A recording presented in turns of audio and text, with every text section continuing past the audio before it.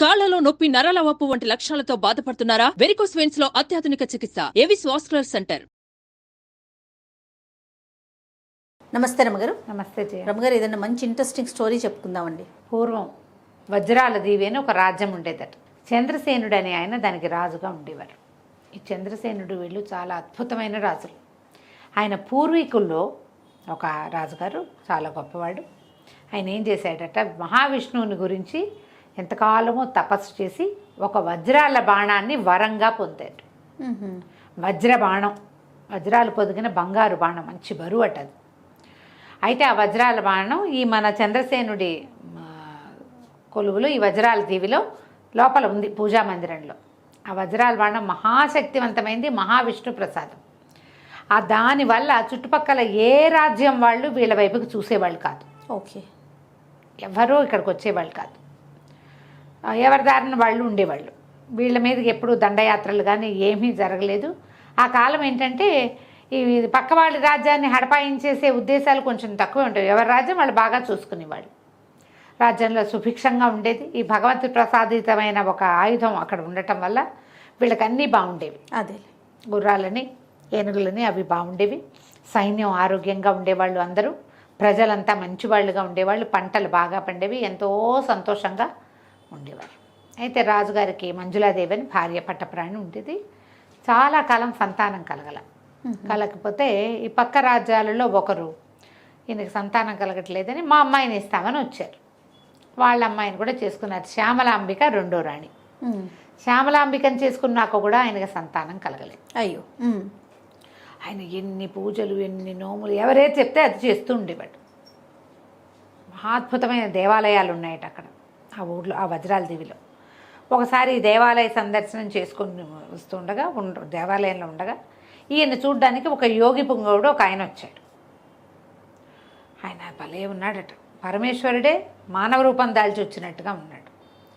అప్పుడు ఈయన వెళ్ళి అంతకు ముందంతా ఏంటంటే సంతానం లేదు, ఇది ఒక సమస్యతో ఉన్నారు. వీళ్ళ తర్వాత వాళ్ళ వంశం వాళ్ళే కావాలి, అదే అందుకని చాలా ప్రయత్నాలు చేస్తున్నారు. యోగి మనం పిలవకుండా ఎవరైనా మన దగ్గరికి వస్తే అభ్యాగతులు, వాళ్ళంతటా వాళ్ళు వచ్చిన వాళ్ళు, వాళ్ళ వల్ల ఏదైనా వరం మనకి లభించవచ్చని భావించి ఈయన యోగి పుంగవుడిని విశేషంగా సేవించాడు.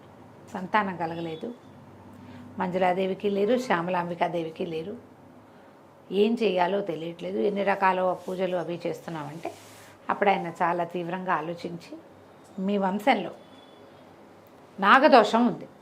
ఓహో, పామును చంపిన దోషం ఉంటే ఇలా సంతానం కలగదు.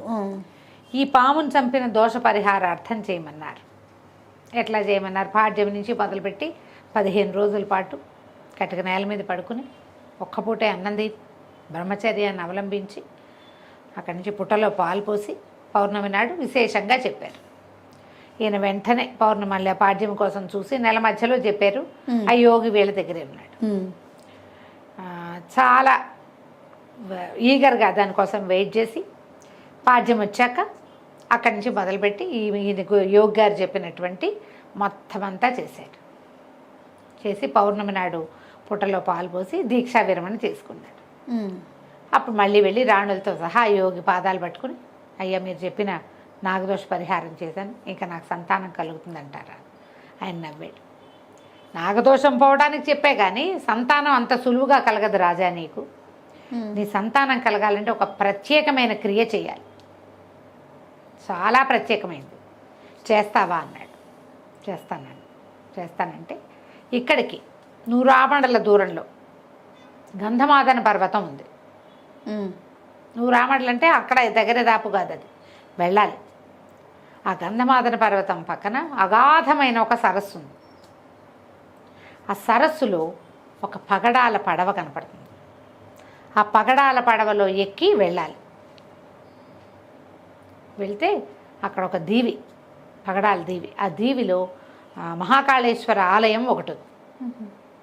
ఆ మహాకాళేశ్వర ఆలయంలో ఒక భైరవ విగ్రహం ఉంటుంది. భైరవ విగ్రహం చేతిలో ఒక త్రిశూలం ఉంటుంది.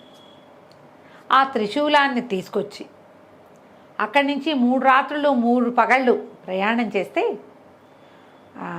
నల్లకొండ అనేది ఒక దెబ్బ వస్తుంది. దాని మీద దయ్యాలు నివాసం ఉంటాయి, ఎక్కువగా దయ్యాలు ఉంటాయి. బోల్డ్ అనే శక్తులు ఉన్నాయి ఆ నల్ల దిబ్బ మీద, నల్లకొండ దిబ్బ మీద చాలా శక్తులు కలిగింది. అక్కడ ఒక గున్నమావిడి చెట్టు ఉంది పైన, దానికి కవలపు కాయలు కాస్తాయి, 2 పళ్ళే కాస్తుంది అది. ఈ శూలం ఉన్నవాడే ఆ కాయలు కొయ్యగలడు. ఆ కాయలు కనుక తీసుకొస్తే నీ భార్యలకి సంతానం కలుగుతుంది. అమ్మో. ఎంత ఉంది కదా. సరే, ఈయన ఆశ్చర్యపోయాడు. ప్రయత్నం చేస్తాను, 16 సంవత్సరాల తర్వాత మళ్ళీ వస్తాను నేను నీ సంతానాన్ని ఆశీర్వదించడానికి అని చెప్పి యోగి వెళ్ళిపోయాడు. ఎంత బాగా చెప్పాడు. అదే కదా, ముందు చెప్పిన 15 రోజులు పూజ చేయమంటే ఎవరైనా చేస్తారు, చేసేసాడు రాజు. రాజు తలుచుకుంటే దెబ్బల కోదమేముంది. అదే. అక్కడి నుంచి ఇక ప్రచారం చేశారు, ప్రకటించారు. ఇలా వెళ్ళి ఈ జంట మామిడి పళ్ళని సాధించేవాడెవడైనా ఉంటే గనక రండి అంటే ఎందరో మహావీరులు వచ్చారు. ఎవరూ తిరిగి రాల. రోజులు గడిచిపోయినాయి. ఈయన వెళ్ళడా? ఈయన వెళ్ళు, ఓ ఎవరైనా తెచ్చిపెట్టాలి అవి. ఓకే. ఈయన్ని వెళ్ళమనలా, తెస్తే చాలు, తెప్పించుకోమన్నాడు. సరే, నెలలు గడిచాయి, ఏడాది దగ్గర అయిపోతుంది. ఇప్పుడు సంతానం నాగదోషం ఉండి ఈ పండ్లు తెప్పిస్తే పిల్లలు పుట్టరు. నాగదోష పరిహారం ఏంది కాబట్టి పళ్ళు తెస్తే పిల్లలు పుడతారు. బాగా ఆలోచించి రాజుగారి సైన్యాధిపతి అయిన శూరసేనుడు మహావీరుడు, మామూలు వాడు కాదు. శూరసేనుడు నేను వెళ్ళి తెస్తానన్నాడు. సరే చూద్దాం అనుకున్నారు. శూరసేనుడు 3 నెలల గడువు, 3 నెలల లోపల రాగలిగితే వచ్చినట్టు. ఓకే. ఎందుకంటే గంధమాదన పర్వతానికి చేరటానికి నిలబడుతుంది, తిరిగి రావడానికి ఇంకో నిలబడుతుంది. మధ్యలో వ్యవహారం పగడాలు పడవ అదివి ఇదివి అంటే వాటన్నిటికీ టైం పట్టదు. 3 నెలలు చూడండి అని చెప్పాడు. శూరసేనుడు బయలుదేరాడు. ఓకే. నెల రోజులకి గంధమాదన పర్వతం పక్కనున్న అగాధమైన సరస్సు దగ్గరికి చేరాడు. తినక ఏదో దొరికింది తిని అన్ని రకాల అవకాశాలని ప్రయత్నం చేసుకుంటూ సరస్సు దగ్గర చేరాడు. ఇంతకుముందు వచ్చిన వాళ్ళు ఎవరు సరస్సు దాకా చేరారో లేదో ఎవరికి తెలియదు. మధ్యలోనే పోయారో ఏమైపోయారో. అక్కడి నుంచి ఆ సరస్సు దగ్గర నిలబడితే ఒక పగడపు కాంతిలో మెరిసిపోతున్న పడవ అక్కడ కనపడుతోంది. ఆ పడవ ఎట్టా వస్తుంది, అందులో మనిషి ఎవడూ లేడు. తన దాకా రావద్దు, రావాలిగా. చూస్తూ ఉండిపోయాడు, ఏం చేయాలో తెలియలే. యోగి ఏం చెప్పాడంటే ధైర్యే సాహసే లక్ష్మి. ధైర్యం ఉన్నవాడు వెళ్ళగలుగుతాడు. ఓహో. ప్రయత్నం, ధైర్యం ఉన్నవాడు ఏం చేస్తాడు, ఇది మన వల్ల అవుతుంది ఏమవుతుంది అనుకోడు, ప్రయత్నిస్తాడు, ట్రై చేస్తాడు కదా. చూస్తుంటే ఆయనకి ఒక స్వరూపం, ఒక స్త్రీ స్వరూపం, ఒక ఆవిడ అక్కడక్కడ కనపడింది. ఈయన ఏం చేశాడు అని పిలిచి దగ్గరకు వచ్చి ఈ పడవలో ఎట్లా ఎక్కాలి అని అడిగాడు. ఆవిడేమంది, ధైర్యంగా ఎక్కాలి అని. ఆయనకంటే అమ్మ యోగి ఆదేశం కూడా అదే. ఆ పడవ ఏ రకంగా వస్తుందో తెలియటం లేదు, ఎవ్వరు నరమానవుడు అన్నవాడు లేడు, నువ్వు కనపడ్డావంటే. ఆవిడేమంది, ధైర్యంతో ఆలోచించు, ఏదైనా తట్టుతుందేమో నీకు అని చెప్పి, నేను ఒక గంధర్వ కాంతని ఈ నదిలో తిరుగుతూ ఉంటాను, నేను నీకే సహాయము చేయలేను, ధైర్యంతో ఆలోచించు, పని చేయాలన్న ఉద్దేశంతో ఆలోచించు, తట్టుతుంది అని చెప్పింది. వెళ్ళిపోయింది. ఆలోచిస్తుంటే తడుతుంది అనాలి, తట్టుతుంది అందేమిటి, తట్టు అనేది వినపడింది. ఏం చేశాడు అని చప్పట్లు కొట్టాడు. కొట్టేసరికి రయ్యమని దూసుకొచ్చేసింది పడవ. ఒక్కటే పరుగుతో వచ్చేసరికల్లా తెలిసింది. ఓకే. కూర్చున్నాడు. పెద్ద పెద్ద పగడాలతోటి వరుసగా పేర్చబడి నిర్మించబడింది అది. లోపల ఒక బంగారపు సింహాసనం ఉంది. అందులోకి ఎక్కితే ఎవ్వరూ లేరు. సరస్సు ప్రశాంతంగా ఉంది. ఎక్కి కూర్చున్నాడు. ఏం చెప్పాలి, ఏం చెయ్యాలి, దాంట్లో సాధనాలు ఏం లేవు. దండం పెట్టుకున్నాడు, నమస్కారం చేసుకుని పగడాల దీవికి వెళ్ళాలి. ఆనంగానే ఒకటే రయ్యమని వెళ్ళిపోయింది. ఓ, అక్కడి దాకా వెళ్ళిపోయింది. దిగితే ఉంది పెద్ద దీవి, ఎక్కడ నరమానవుడు లేడు, ఖాళీగా. పైకెక్కాడు, నడవటం మొదలుపెట్టాడు. నడవగా తిరగ్గా పెద్ద దేవాలయము, దాని ముందు సరస్సు కనపడింది. పురాతనమైన దేవాలయం. లోపలికి వెళ్తే ఒక పక్కన శివలింగం కనపడింది. కాసిన సరస్సులో నుంచి నీళ్లు తీసుకెళ్ళి శివలింగం మీద పోసి దండం పెట్టుకున్నాడు. రెండో పక్కన బ్రహ్మాండమైన భైరవుడి విగ్రహం ఉంది. ఎంత పెద్ద విగ్రహమో, శూలం పట్టుకుని ఉన్నాడు. మనకేం కావాలి? భైరవుడి చేతిలో శూలం. ఈ శూలం ఎలా వస్తుంది? ఎంత ప్రయత్నించాడు. సరే అట్లా కాదు, భైరవ ఆరాధన చేద్దామని ఆ ప్రాంతాల్లో వాళ్ళకి అందరికీ భైరవ మంత్రం ఉంది. భైరవుడు, కాలభైరవుడు, తర్వాత ఏమో వీరభద్రుడు, ఈ మంత్రాలు ఇట్లా సైన్యాధిపతులుగా వాళ్ళుగా ఉన్న వాళ్ళకు ఉంటాయి. ఓహో. యుద్ధ విద్యలు నేర్చుకునే వాళ్ళకి భైరవ సహాయం కావాలి యుద్ధాల్లో. అదే ఆయన కూర్చుని 3 రోజుల పాటు భైరవ జపం చేసుకున్నాడు. ఆ దీవిలో ఏవో పళ్ళో గిళ్ళో ఉన్నాయి. ఆ సరస్సులో నీళ్ళు తాగాడు, పళ్ళు తిన్నాడు, ఇక్కడ కూర్చున్నాడు. 3 రోజులు చేసిన భైరవుడు కళ్ళు తెరవల. అలాగే ఉంది విగ్రహం. ఏం చేయాలో తెలియలే. అప్పుడు అతనికి ఏమనిపించింది, పడవ రానప్పుడు ఆవిడ తట్టు అంది. తట్టేం కదా, తడితే వస్తుందేమో అనుకున్నాడు. భైరవుడు ఎదురుగుండా నిలబడి ఏం చేశాడు, చేతులు తట్టాడు. తట్టంగానే ఇట్లా ఉన్న భైరవుడి విగ్రహం నిప్పులు కక్కుతూ కళ్ళు తెరిచేసింది. ఎర్రగా ఉన్నాయి కళ్ళు. చేతిలో త్రిశూలం ఉంది కదా, ఒక అడుగు ఉగ్రంగా ఒక అడుగు ముందుకేసాడు. వేసి త్రిశూలాన్ని విసిరేశాడు. భైరవుడు విసిరేస్తే ఏమైంది, ఇతను ఎక్కడి నుంచున్నాడు, సూరసేనుడు ఎదురుగుండా నించున్నాడు. సూరసేనుడి గుండెల్లో గుచ్చుకుపోయింది. పెద్ద పొలికి ఎక్కబెట్టి పడిపోయాడు. అయ్యో. అయిపోయింది. ఇంత ప్రయత్నం చేసి వచ్చిన సూరసేనుడు భైరవుడు ఎదురుగుండా నుంచోకుండా పక్కన నుంచుని ఉంటే ఏమయ్యేది, ఈ భైరవుడికి ఆపోజిట్లో బయట పెద్ద జమి చెట్టు ఉంది. ఈ త్రిశూలం వెళ్ళి జమి చెట్లో గుచ్చుకునేది, అతను తీసుకునే పని. కానీ ఇతను పొరపాటు ఏం చేశాడు, ఎదురుగుండా నుంచున్నాడు. భైరవ మంత్రంతో భైరవుడు లేవడానికి సిద్ధంగా ఉన్నాడు. అడగటమే ఆలస్యం. ఆ పక్కన నుంచుని ఉంటుంటే వచ్చేసేది. అయ్యో. గుండెల్లో గుచ్చుపోయింది. ఇంకేముంది, పడిపోయాడు. కథ అయిపోయింది. ఇక ఈ నెలలు గడిచినాయి, ఇతను రాలా. సూరసేనుడు రాలేదు. ఎక్కడ రాలిపోయాడో తెలియలా. ఏం జరిగిందో వాళ్ళకి తెలియదుగా. ఈ కథ అంతా మనం చెప్పుకుంటున్నాం, రాజుకు తెలియదు కదా. చంద్రసేనుడికి ఇందులో విసువంత కూడా తెలియదు. ఆయన చాలా దిగులు పడిపోయాడు. ఏం చేయాలో తెలియలే. ఒకరోజు శివాలయానికి వెళ్ళి వస్తూ ఉంటే ఆయనకి ఎవరో ఒక మహావీరుడు ఒక అతను కలవడానికి వచ్చాడు అని చెప్పారు. వీరభద్రావతారంలాగా ఉన్నాడు వచ్చినవాడు. మహావీరుడు, ప్రచండు అతని పేరు. ఏమన్నాడు, మహారాజా మీరు జంట మామిడి పళ్ళ కోసం ఎదురు చూస్తున్నారని నాకు తెలుసు. అక్కడికి వెళ్ళి ఆ పళ్ళు నేను తెచ్చిస్తాను. ఒక కోరిక తీర్చాలి నాది, నేను చేస్తాను ఈ పని అని చెప్పాడు. చెప్పేసరికల్లా రాజు అన్నాడు, కోరిక సరేనని, కాకపోతే తమ దగ్గర ఏమిటి, అద్భుతమైన వజ్రాల బాణం ఉంది. ఎవరైనా అది అడగచ్చు వరంగా, అందుకని వజ్రాల బాణం తప్ప నువ్వు ఏది అడిగినా తీరుస్తానన్నాడు. అలాగే అడుగుతాను, ముందు మీకు పళ్ళు తెచ్చిపెట్టాక కనిపిస్తానన్నాడు. ఆ మహావీరుడుగా కనపడుతున్న ప్రచండు వెళ్ళిపోయాడు. అతను గంధమాదన పర్వతం చేరాడు. అగాధమైన సరస్సు చేరాడు. చప్పట్లు కొట్టి పగడాల పడవని పిలిపించాడు. అందులో ఎక్కాడు. పగడాల దీవి చేరాడు.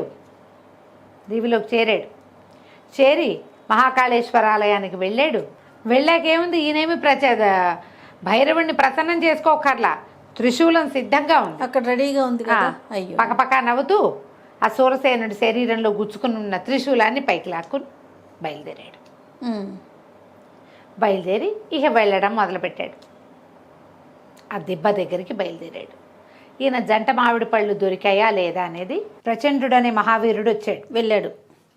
వెళ్ళి సూరసేనుడు చనిపోయి ఉన్న అతని శరీరంలో నుంచి శూలాన్ని తీసుకుని బయలుదేరాడు. నల్ల దిబ్బ, నల్లకొండ దిబ్బకి వెళ్ళాలి. నల్లకొండ దిబ్బలో ఆ కొండ మీద ఒక గుణమావిడి చెట్టు ఉంది. దానికి 2 పళ్ళు ఉంటాయి. ఓకే, అవి పట్టుకురావాలి. ఇది పూర్తిగా దయ్యాలతోటి నిండి ఉండే కొండ. ఆ పిశాచాలన్నీ కూడా ఆ జంట మామిడి పళ్ళు విపరీతమైన మంత్రశక్తిని పెంచేవి. ఓకే. ఆ కాయల కోసం ప్రయత్నం చేస్తాయి. ఆ కాయల కోసం ఎవరైనా వస్తే వాళ్ళని పీక్కు తింటాయి. ఇతను ఆ దారిలో వెళ్ళడం మొదలుపెట్టాడు. ఓకే.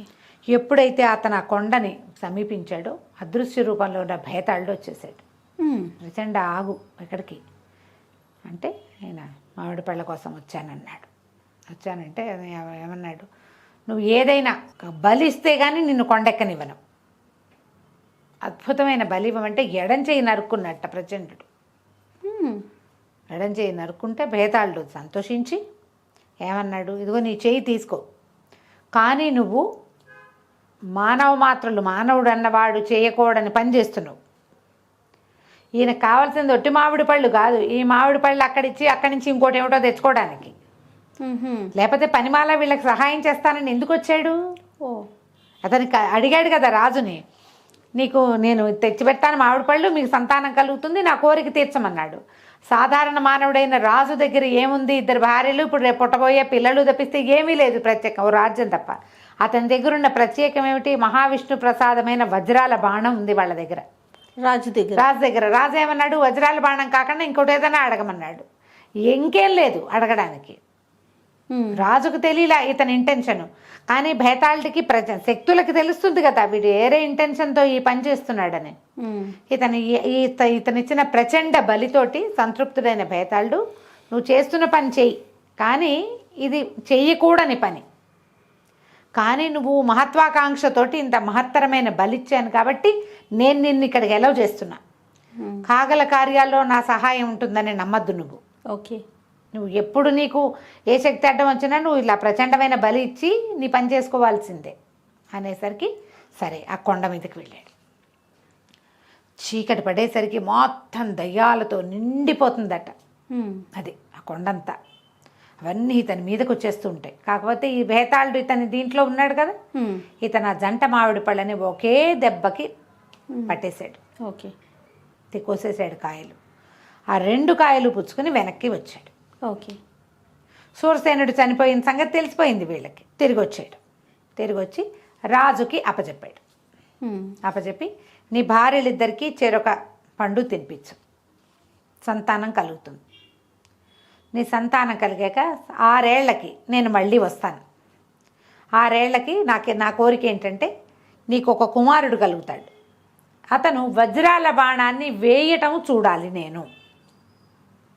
వజ్రాల బాణం ఉంది కదా నీ దగ్గర, నాకు అక్కర్లా, అది ఇవ్వమని కోరట్లా. కుమారుడు సంధించి వెయ్యాలి. ఆ సంధించి వేసినప్పుడు చూడాలి నేను, అది నా కోరిక. చిన్న కోరికే కదా, అంతేగా. ఈ మన రాజగురు అన్నాడు, ఏమిటి ఇతని ధోరణి ఒక రకంగా ఉంది, ఇంత మహత్కార్యం సాధించాడు. మహావీరుడైన సూరసేనుడు ఎక్కడ రాలిపోయాడో, ఎంతమందో చచ్చిపోయారు, ఇతను ఇది తీసుకొచ్చాడంటే బాణం వేయటం చూడటం ఏమిటి, రాకుమారుడే వేయాలంటమేంటి, అదోసారి చూపించండి నేను చూస్తా అని చూసి వెళ్ళిపోవచ్చు. అలా అంటల్లా ఏదో లొసుగుంది ఇందులో. రాజుగారు మీరు అదేం ఆలోచించకండి, ఇంకా సమయం ఉంది కదా అన్నాడు. సరేనన్నారు. వెళ్ళిపోయాడు ప్రచండు. 6 ఏళ్లకి మళ్ళీ వస్తాను అని. అతను వెళ్ళిపోయాక రాజు ఏం చేశాడు, ఆ పూట మహత్తరంగా ఊరంతా వజ్రాల దేవి నిండా అన్ని దేవాలయాల్లో అద్భుతమైన పూజలు చేయించి మహత్కార్య సాధన జరిగింది. 2 జంట మామిడి పళ్ళు, యోగి సెలవు ఇచ్చిన 2 మామిడి పళ్ళు ఊళ్ళోకి వచ్చేసినాయని, ఇక రాజకుమారుడు పుట్టడమే, వారసులు పుట్టడమే తరువాయని చాటించి అందరూ మంగళ వాయిద్యాలు అవి వాయించుకోండి, ఇళ్లలో జెండాలు అవి తగిలించండి, దీపాలు వెలిగించండి అని అన్ని ఆజ్ఞలు ఇచ్చారు. ఓకే. సాయంకాలానికి దేవాలయాల్లో పూజలు అభిషేకాలు అన్నీ అయ్యాక రాజే స్వయంగా 2 రాణులకి చెరొక మామిడి పండు కోసి పెట్టాడు. అక్కడి నుంచి ఏం చేశారు, 2 మామిడి పళ్ళకి చెక్కులు తీశారు. ఆ 2 చెక్కులు, 2 టెంకలు, పంచకళ్యాణి గుర్రం ఒకటి ఉంది ఆయనకి. గుర్రానికి స్వయంగా తినిపించాడు రాజు. సంవత్సరం తిరిగేసరికి పెద్దరాణి గారికి ఒక కుమారుడు, చిన్నరాణి గారికి ఒక కుమార్తె, పంచకళ్యాణి గుర్రానికి ఒక గుర్ర పిల్ల పుట్టారు. రాజకుమారుడికి అజేయుడు అని పెట్టారు పేరు. అజేయుడు జయించరాని వాడనమాట. అమ్మాయి పేరు అనిల అని పెట్టారు. అక్కడి నుంచి ఏం చేశారు, ఈ గుర్రానికి నల్లటి మహాందమైన గుర్రపిల్ల పుట్టిందట. దాని పేరు మెరుపు అని పెట్టారు. పిల్లలు పెరిగారు కొస్త. మెరుపు బ్రహ్మాండంగా దూకేసేది, ఎగిరేసేది, పెరగటం మొదలుపెట్టింది. అది కూడా కుమారుడు కుమార్తెలతో పాటు యువరాణి యువరాజుతో పాటు అశ్వాన్ని కూడా పెంచారు. బ్రహ్మాండంగా జరిగినాయి. 5 సంవత్సరాలు నిండినాయి పిల్లలకి. అక్షరాభ్యాసం మొదలుపెట్టారు. అక్షరాభ్యాస వేడుకలో ఉన్నట్టుండి ఉరుములా పడ్డాడు ప్రచండు. వచ్చేసేసరికి సరే అప్పటికి 6 సంవత్సరాలు అయినాయి. ఏడాదికి ఒక ప్రెగ్నెన్సీ ఏడాది సరిపోతుంది కదా. ఆ పిల్లలకి 5 ఏళ్ళు నిండేసరికి అక్షరాభ్యాసం చేస్తున్నారు. వచ్చి రాజా నా కోరిక తీర్చమన్నాడు. తీర్చమంటే పిల్లాడు అంతున్నాడు. 5 ఏళ్ళ వాడు ఎంత ఉంటాడు? చంటాడు ఇంత ఎత్తే ఉంటాడు. రాజు మంత్రి అందరు సంప్రదించుకుని, అయ్యా వజ్రాల బాణం మహాబరువు, పిల్లవాడికి ఇప్పుడే అక్షరాలు రాయిస్తున్నాం. రాకుమారుడు యువరాజుకి ఇప్పుడే ఇంకా ధనుస్సు పట్టించల. నువ్వేమన్నావు? సంధించి ఆకాశంలో బాణం వేస్తూ చూస్తానన్నావు. ఈవిడ ఎక్కడ సంధిస్తాడు? ఆ బాణం కూడా ఎత్తలేడు పిల్లవాడు. కాబట్టి 12వ ఏట మళ్ళీ 6 ఏళ్ళకి రా. అప్పటికి పిల్లాడు కొంచెం గడిగడతాడు. ఈ 6 ఏళ్లలో ధనుర్బాణాలు సాధించడం అవి నేర్చుకుంటాడు. ఒక రవ ఎదుగుతాడు. ఆ బాణాన్ని మోయగలడు, ధనుసును మోయగలడు. ఇప్పుడు చంటాడు కదా అన్నారు. పిల్లల్ని ఆశీర్వదించి ప్రచండు వెళ్ళిపోయాడు. అబ్బో ఒప్పుకున్నాడు. మరి ఒప్పుకోక బాణం ఎట్టపుచ్చుకుంటాడు. చంటి పిల్లాడు చిన్నాడు, 5 ఏళ్ల వాడేం చేస్తాడు? ఓకే. ఇంకో 6 సంవత్సరాలు గడిచి రాకుమారుడికి 11 నుండి 12వ ఏడు వచ్చింది. 12వ ఏడు వచ్చేసరికి ఈ 6 ఏళ్లలో పిల్లాడు ధనుర్బాణాలు సంధించడం, కత్తిడాలు తిప్పడం, అక్కడి నుంచి ఇంకొకటి ఏంటంటే కుస్తీ పట్లు అవి నేర్చుకున్నాడు. బాగా నేర్చుకున్నాడు. అయితే ఈ 12వ పుట్టినరోజుకి బ్రహ్మాండంగా పెద్ద సభ చేశారు. రకరకాల పోటీలు, యుద్ధ విద్యల్లో పోటీలు పెట్టారు. ముందు కుస్తీ పోటీలు పెట్టారు. కుస్తీ పోటీలు పెడితే ఆ కుస్తీ పోటీల్లో మహావీరుడైన పద్మనందుడని ఒక మంచి బలశాలి ఉన్నాడు వాళ్ళ దేశంలో. రాకుమారుడు సన్నగా పెరిగాడు. 12 ఏళ్ల పిల్లాడికి వస్తా పుష్టిగా ఉన్నాడు. ఈ మొత్తం సాములో పద్మనందుడే గెలిచాడు. రాకుమారుడు ఎంతో సంతోషించాడు. ఓకే. బలశాలి ఉన్నాడు మనకి, నేను ఓడిపోయానని దిగులు లేదు. పార్టిసిపేషనే ఇంపార్టెంట్. ఈ రోజుల్లో పిల్లలకి అది ఒకటి చెప్పాలి కదా, ఫస్ట్ వచ్చింది లాస్ట్ వచ్చింది ఆలోచించకూడదు. అవును. నువ్వు పార్టిసిపేట్ చేయటం, ఎట్మోస్ట్ పోటీ ఇవ్వటం, మనం ఎంత ఇవ్వగలమో అంత పోటీ ఇవ్వటం. గెలిస్తే గెలిచాం, లేదు జయాపజయాలు దైవాధీనాలు. పిల్లలకి అది నేర్పాలి. రాకుమారుడు అది మంచిగా నేర్చుకున్నాడు. తర్వాత అభినవ కిరీటి బిరుదం ఇచ్చినటువంటి ఒక మంచి బాణాలు వేసేవాడు ఒకడు, కత్తి అతనితోటి. ఆ కత్తి సాములో రాకుమారుడే గెలిచాడు. ఈ మొత్తం హడావిడంతా అవుతుండగా ప్రచండు వచ్చేసాడు. మళ్ళీ 6 ఏళ్ళకి వస్తానన్నాడుగా. 11 నుండి 12వ ఏడు వచ్చింది రాకుమారుడికి. వచ్చేసాడు. రావటం ఏమిటి, పిల్లని ఆశీర్వదించాడు. పిల్లకేసి తదేకంగా చూశాడు. పిల్ల కూడా పెరిగింది. 12వ ఏడు వచ్చింది కదా, ట్విన్స్ కదా, ఒకసారి పుట్టారు కదా. సరే ఏమన్నాడు, నా కోరిక తీరుస్తావా రాజా అన్నాడు. తప్పకుండా తీరుస్తానని. ఆ దేశంలో ప్రజలందరూ కూడా చాలా ఉత్సాహంగా ఉన్నారు. వాళ్ళల్లో ఎవ్వరూ ఆ బాణాన్ని ఏనాడు చూడలే. ఆ వజ్రాల బాణం వాళ్ళకి ఎక్కడుంది? పూజా మందిరంలో ఉంటుంది. ఓకే. ఎవరు చూస్తారు? రాజు కూడా రోజుకోసారి ఊరికే దూరం నుంచి చూస్తాడు. దాన్ని ముట్టుకుని ఎత్తుకుని పట్టుకుని చూడ్డు. పిల్లాడి ఇప్పటిదాకా కంటితో చూడలేదు దాన్ని తీసుకొచ్చారు. బ్రహ్మాండమైన ధనస్సు తెప్పించారు.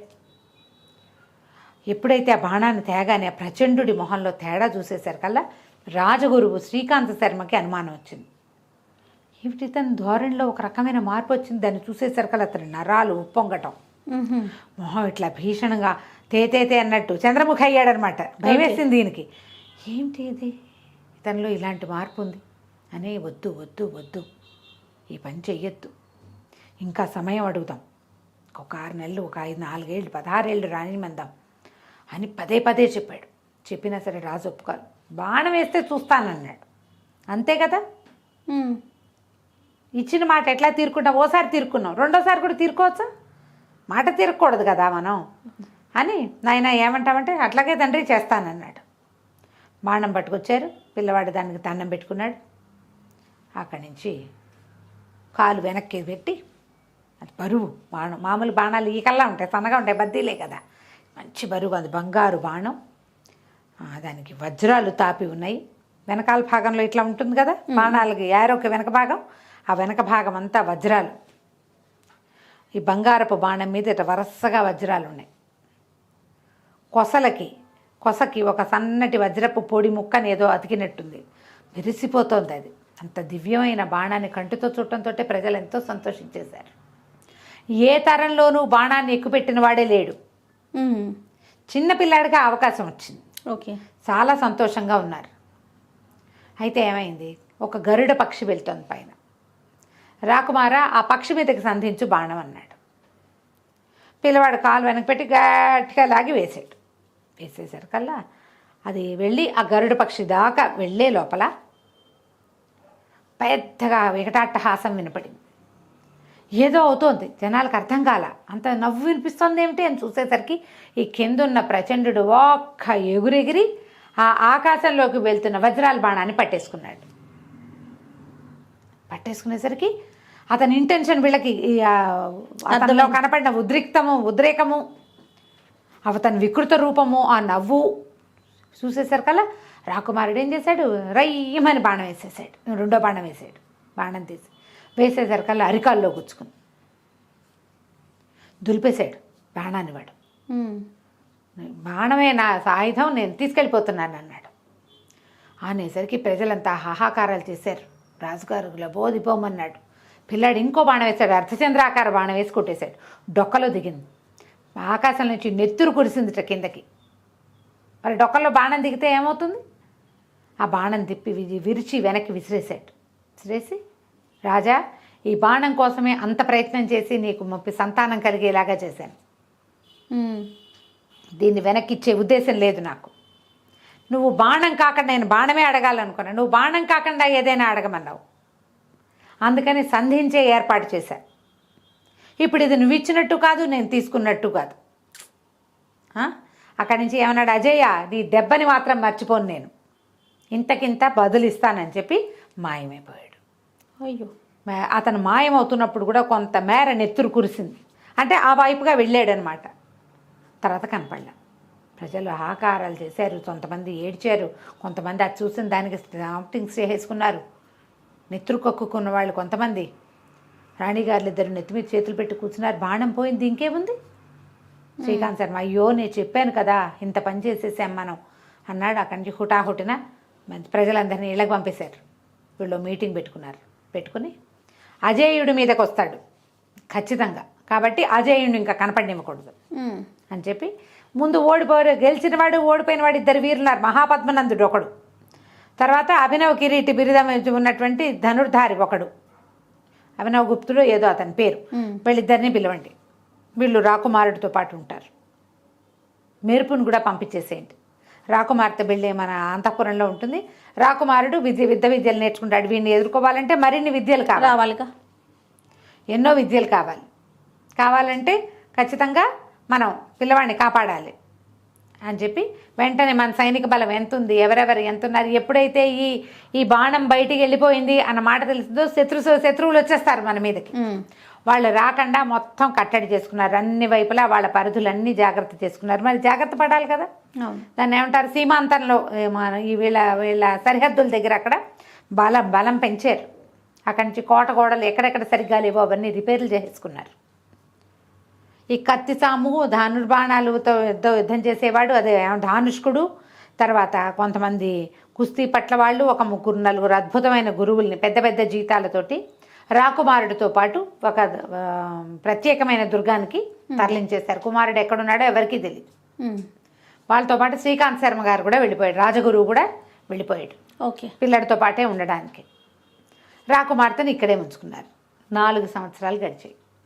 రాకుమార్తె చక్కగా 64 విద్యలు నేర్చుకుంది, అన్నీ చదువుకుంది చక్కగా. మెరుపు కూడా చాలా బ్రహ్మాండంగా తయారైంది. 16 ఏళ్ళు వచ్చినాయి మెరుపుకు కూడా. చాలా బలమైన గుర్రం అది. ఇక్కడ కాదు, మబ్బుల్లో కూడా ప్రయాణించగలిగే శక్తి ఉంది దానికి. ఓహో. ఎక్కడికైనా ఎక్కేస్తుంది, ఏ కొండైనా ఎక్కేస్తుంది, ఏ కొండ మించైనా దూకేస్తుంది. ఇక రాకుమారుని తెచ్చి యువరాజు పట్టాభిషేకం చేసుకోవటమే. 16 సంవత్సరాలు గడిచేసరికి 16 ఏళ్లకు వస్తానని చెప్పాడు. మొట్టమొదట వీళ్ళకి సంతానం కలగడానికి ఉపదేశించిన యోగి ఆయన వచ్చాడు.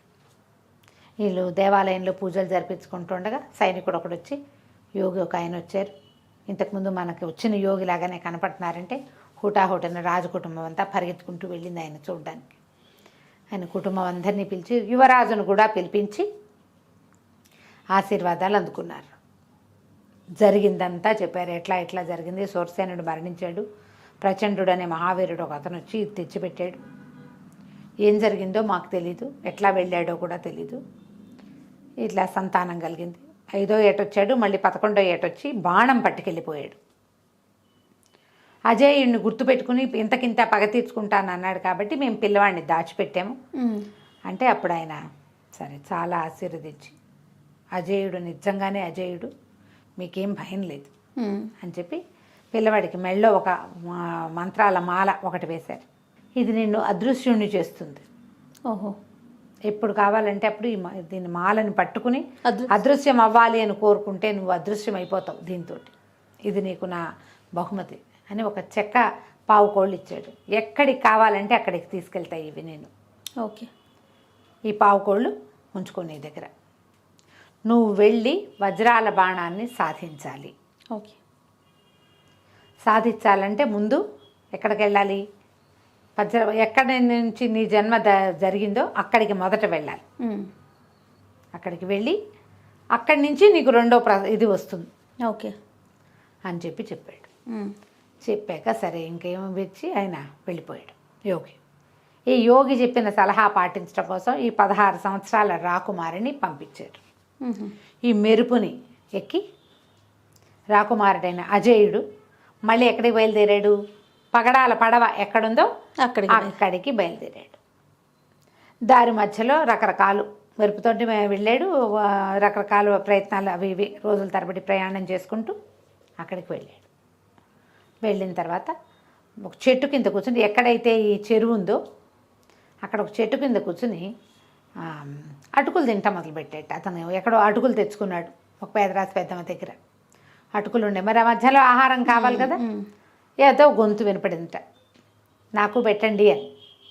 పెట్టండి అంటే ఎవరికి పెట్టాలి వెతికాడు అటు ఇటు, చీమలు దోమలు ఏమీ కనిపించట్లా.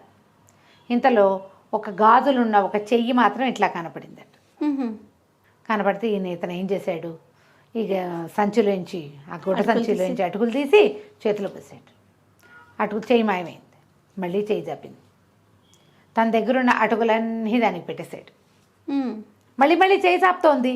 మళ్ళా పెట్టేశాడు. పెట్టేశాక చాలా సంతోషం, మీరు నాకు ఎంతకాలంగానో ఆకలిగా ఉన్న నా ఆకలి తీర్చారు. నేను ఎప్పటి నుంచో ఇక్కడ ఉండిపోయాను, ఈ చెరువు మీదే తిరుగుతూ ఉంటాను అని చెప్పేసరికల్లా అతను అడిగాడు, ఎందుకు నువ్వు ఇట్లా ఉన్నావు? నువ్వు ఇదివరకు ఎవరికైనా కనపడ్డావా అంటే, ఇదివరకు నేను కనిపించా, ఇట్లాగే అదృశ్య రూపంతో ఒక గాలి రూపంతో కనిపించా. ఒక మహావీరుడికి పగడాల పడవలో వెళ్ళటం చెప్పాను, మళ్ళీ నువ్వు కనిపించావు. మధ్యలో వాడు వచ్చిన వాడు నేను చూడలేదు, వాడి దారిని వాడు పోయి ఉంటాడు బహుశా. చెప్పేసరికల్లా నువ్వు ఎందుకు నీకు ఇది వచ్చిందంటే, నా పేరు వీణాధరో విద్యాధరో, నేను గంధర్వకాంతని, నేను ఎన్నో విద్యలు నేర్చుకున్నాను. నా విద్య నాకు ఎట్లా వచ్చిందంటే, నేను ఎవరైనా పోటీ పెట్టుకుంటే పోటీలో ఎవరు గెలుపొందారో చెప్పగలను, ఎవరిది అద్భుతమైన ప్రవర్తన ఏదో చెప్పగలుగుతా. దాంతో క్రమంగా నాకు శత్రువులు పెరిగారు. వాళ్ళు డ్యాన్స్ కంటే వీళ్ళు డ్యాన్స్ బాగుందంటే ఓడిపోయిన వాళ్ళకి మంటగా ఉంటుంది. అదేగా ముందే చెప్తే. ఇలా ఈ హడావిడిలో చాలామంది నాకు శత్రువులు పెరిగిపోయారు ఈ ప్రోగ్రామ్స్ వల్ల. ఒకసారి ఒక పోటీ జరిగినప్పుడు నేను ఇచ్చిన తీర్పు నచ్చక వాళ్ళు నా వెంటపడ్డారు. నేను అది తప్పించుకోవడానికి ఈ యక్షుల పర్వతం దగ్గర ఉన్నటువంటి దూర్వాస మహాముని మందిరం కదా ఏమంటారు దాన్ని, పర్ణశాలలోకి వెళ్ళిపోయాను. ఆయన కుటీరం అక్కడ ఉంది, ఆయన అక్కడ తపస్సు చేసుకుంటున్నారు. అదృశ్య రూపంతో లోపలికి వెళ్ళిపోయాక వాళ్ళందరూ అవతలకి వెళ్ళాక, శత్రువులు అవతలకి వెళ్ళిపోయాక నేను మళ్ళీ వెనక్కి వస్తూ అదృశ్య రూపంలో వెనక్కి వచ్చేస్తూ ఆయన కమండలంలో పెట్టుకున్నటువంటి నీళ్ళని తన్నేశాను పొరపాటున. ఓహో. నీళ్లు ఎట్లా అయితే కింద పడిపోయినాయి, ఆయన కోపం వచ్చేసి నీళ్లు పడేసరికి కోపం వచ్చి, ఎవడైతే అదృశ్య రూపంలో ఈ నీటి కమండలాన్ని తన్నారో వాళ్ళకి ఆ అదృశ్య రూపమే నిలిచిపోతుంది, ఈ నీరు ఎట్లా కింద వైపుకి వెళ్ళిపోయిందో అట్లా వీళ్ళు కింద పడిపోతారని శపించాడు. ఇక నాకు భూలోక పతనం వచ్చేసింది, అదృశ్య రూపం ఉండిపోయింది. నేను పరిపరి విధాలుగా ఆయన ప్రార్థించి, నేను విద్యాధరినని, నాకు ఈ సమస్య ఉందని, వాళ్ళందరూ కింకరులు నా వెంట పడితే నేను ఇట్లా పారిపోయానని, యక్షులు వెంట పడితే పారిపోయానని నేను చెప్పేసరికి, సరే నీ అదృశ్య రూపంలో నిన్నెవడైనా మానవుడు వివాహం ఆడితే నీకు శాప విమోచనం అవుతుందని చెప్పాడు. ఓహో. ఎంతకాలం నుంచో నేను ఇక్కడ ఉన్నాను, ఎవరైనా నన్ను వివాహం చేసుకుంటే కానీ నాకు విముక్తి లేదు అనేసరికల్లా ఇతను అన్నాడు, నేను వివాహం చేసుకుంటాను నిన్ను. 16 ఏళ్ళ వాడు. ఆ విద్యాధరి ఎన్నేళ్ళ నుంచి అక్కడ ఉందో. అదే. అయినా సరే యక్షులకి వాళ్ళకి వయసులు ఉండవు కదా, ఎంకగా అలాగే ఉంటారు వాళ్ళు. సరే ఇతను ఏమన్నాడు, పద మనం వెళ్దామని ఏం చేశాడు, వెళ్ళి ఆ చెరువు దగ్గర నిలబడ్డాడు. నిలబడి చేతులు తట్టాడు. తట్టేసరికల్లా పగడాల పడవ వచ్చేసరికి తనెక్కి అదృశ్య రూపంలో ఉన్న ఆ అమ్మాయిని కూడా ఎక్కమన్నాడు. ఎక్కమంటే ఎక్కాక తన మెడలో ఒక మాల ఉంది కదా, ఆ మాలను ముట్టుకుని నేను కూడా అదృశ్యమైపోవాలని కోరుకున్నాడు. అదృశ్యమైపోయాడు.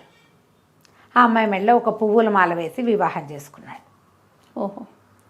మెరుపుతో సహా ఎక్కాడు. మెరుపును కూడా ఎక్కిచ్చాడు అందులోకి. మెరుపు ఉంది కదా తన దగ్గర గుర్రం.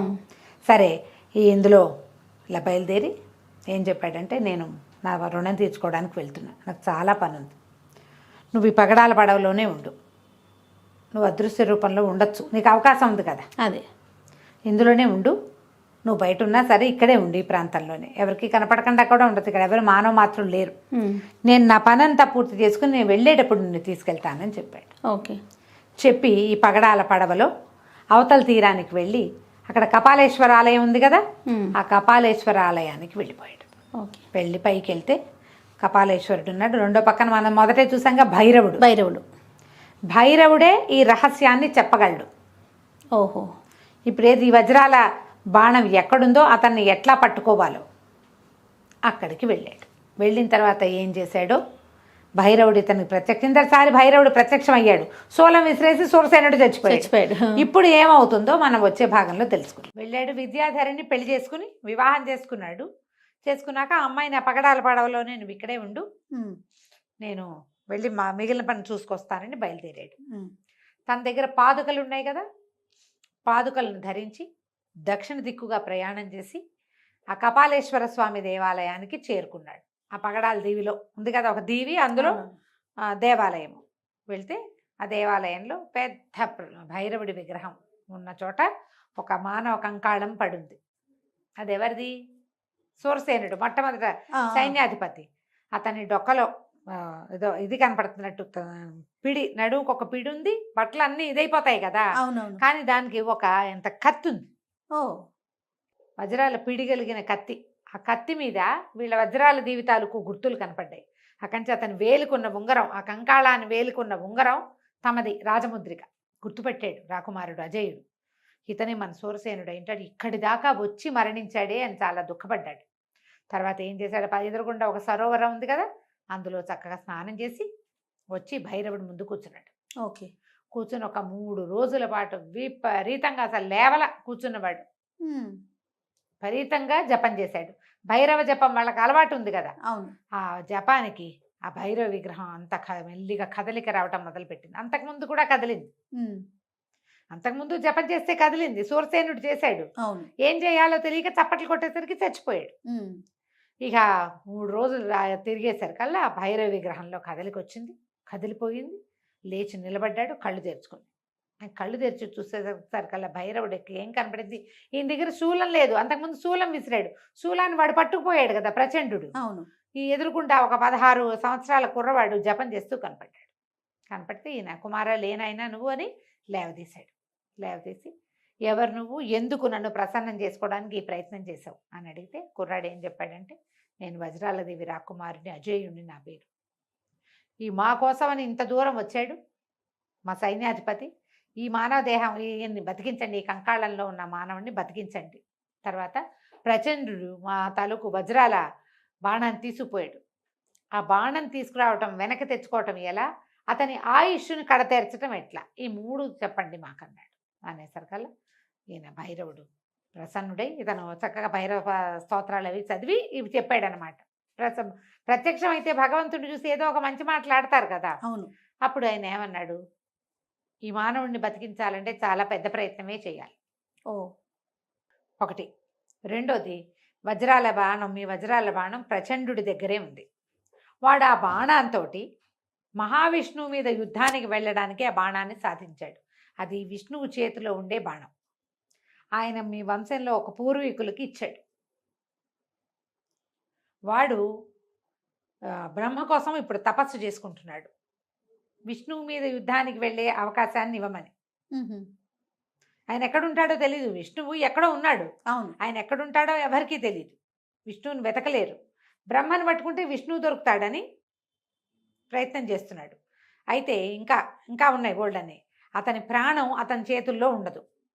వాడి ప్రాణం, వాడి హృదయాన్ని మహాకాళి హృదయంలో ప్రతిష్ఠ చేసి ఉంచాడు. అది ఎక్కడుంది?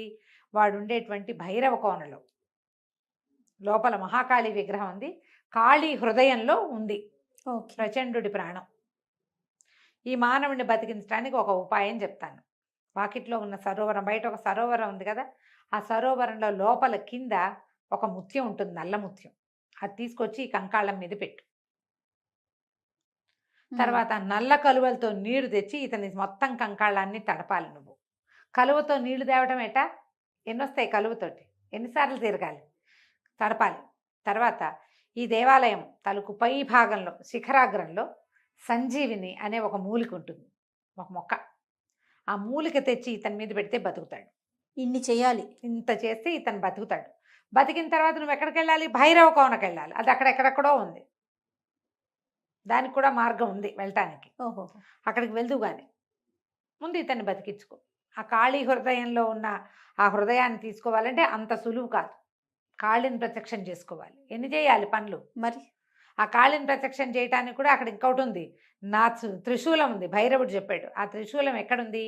ఇతను పట్టుకెళ్ళిపోయాడు కదా ప్రచండు, దాన్ని వాడు ఉండే ఆ నివాసానికి దగ్గరలో ఉన్న ఒక అయస్కాంతపు కొండ ఉంది, ఆ కొండ మీద ప్రతిష్ఠ చేయబడి ఉంది.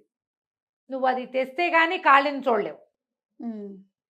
చాలా దుష్కరమైన కార్యం, ప్రయత్నం చేసుకో అని చెప్పి మాయమైపోయాడు భైరవుడు. ముందు సూరసేనుని బతికించుకోవాలి కదా.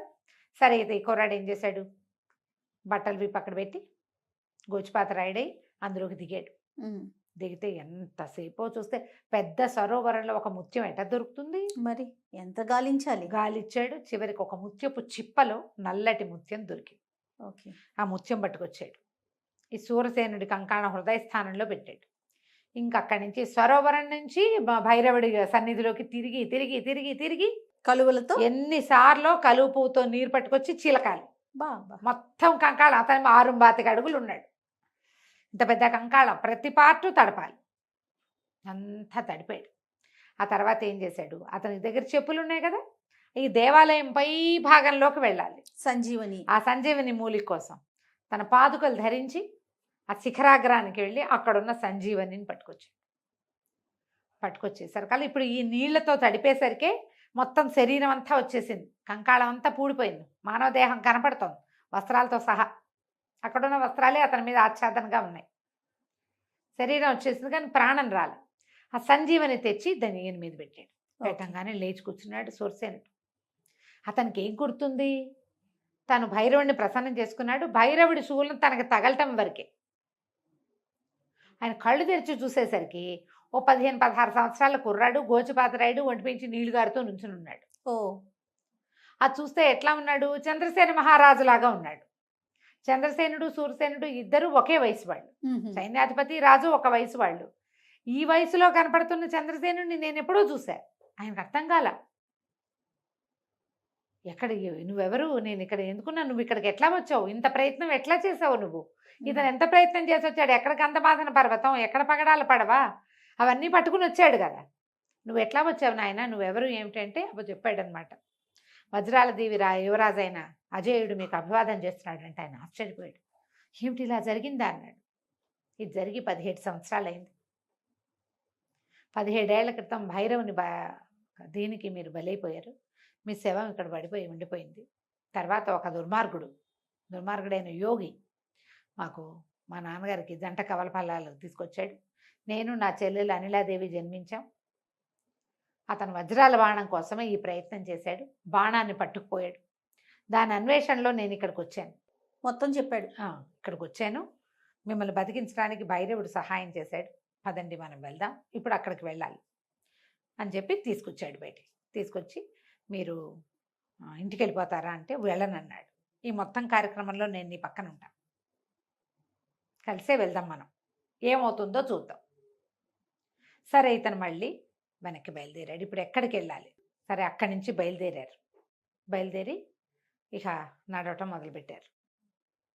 ఇతను ఏం చేశాడంటే ఈ మన సూరసేనుడిని ఇట్లా పట్టుకుని చెప్పులు వేసుకున్నాడు. అయస్కాంతపు కొండ వెళ్ళాలి. అక్కడ దాకా వెళ్ళారు. వెళ్ళిన తర్వాత నువ్వు కింద ఉండని ఆ కొండ తాలూకు శిఖరానికి వెళ్ళి, ఆ శిఖరంలో ప్రతిష్ఠ చేయబడి ఉంది భైరవుడి శూలం. ఆ శూలం ఉంటే కానీ చాలా పనులు అవ్వవు. అవును. వెళ్ళి శూలం తీసుకున్నారు. శూలం తీసుకుని వీళ్ళు ఎక్కడికి వెళ్ళాలి? నల్లకొండలో, కొండ లోపలికి వెళ్ళిపోతే అక్కడ ఒక రహస్య ద్వారం ఉంది. ఆ గుహ లోపల ఆ ద్వారం తెచ్చుకుని లోపలికి వెళ్తేనే కాళికాదేవి కనపడుతుంది. అంతే ఇహ. ఇప్పుడు వజ్రాల బాణం కూడా ఆ కాళికాదేవి సాన్నిధ్యంలో నల్లకొండలోనే ఉంది. అది అతను తీసుకెళ్ళాడు. మొదట ఇప్పుడు పళ్ళు ఎక్కడి నుంచి తెచ్చారు వీళ్ళు? ఆ నల్లకొండ పైన ఉన్న గుణమావిడి చెట్టులోంచే తెచ్చుకున్నారు పళ్ళు. అక్కడికే వీళ్ళు మళ్ళీ వెళ్తున్నారనమాట. ఓకే. వీడు అక్కడికి వెళ్తాడని తెలిసే పట్టుకున్నాడు అతను. సరే ఏం చేశారు? ఇద్దరు కలిసి బయలుదేరారు. ఇవి శూలం పుచ్చుకొని వెళ్తుంటే అక్కడ ఒక కొండని రక్షిస్తూ ఒక రాక్షసు ఉందట. ఆ రాక్షసి మీదకి వచ్చింది. ఎంత సాహసికులరా నరులు ఇక్కడ అన్నాడు. అడుగు కూడా పెట్టడానికి వీల్లేదు అని చెప్పి మీదకి వస్తే ఆ శూలం పెట్టి ఒక పోటు పడితే చచ్చిపోయిందట. అక్కడి నుంచి రకరకాల జంతువులు, ఓ తేలు, ఆ కొండితోటి అది రాక్షసులు, ఇవే దయ్యాలే, పిశాచాలే అలా రూపంలో ఉన్నాయన్నమాట. జంతు పిశాచాలు. ఓకే. అది కొన్ని భల్లూకాలు, కొన్ని గబ్బిలాలు, అట్లా ఒకటి మీదకి వస్తుంటే ప్రతి దాన్ని దీంతోటే పొడిచేశారు ఈ శూలంతో.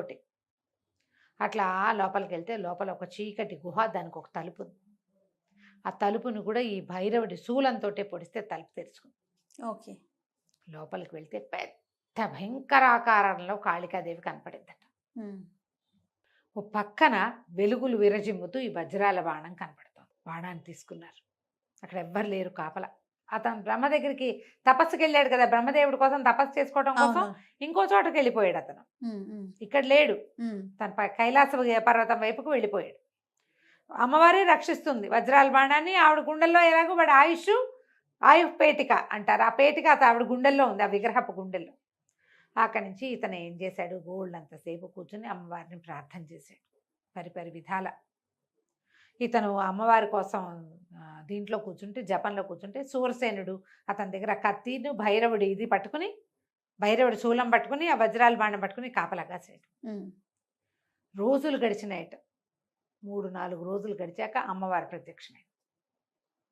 ప్రత్యక్షమైతే లేచి నిలబడి అనేక విధాలుగా ఇద్దరు స్తోత్రాలు చేశారు. ఈ రాకుమారుడితో రావటం వల్ల నేను అమ్మని కంటితో చూడగలిగానని సూరసేనుడు ఎంతో సంతోషించాడు. ఓకే.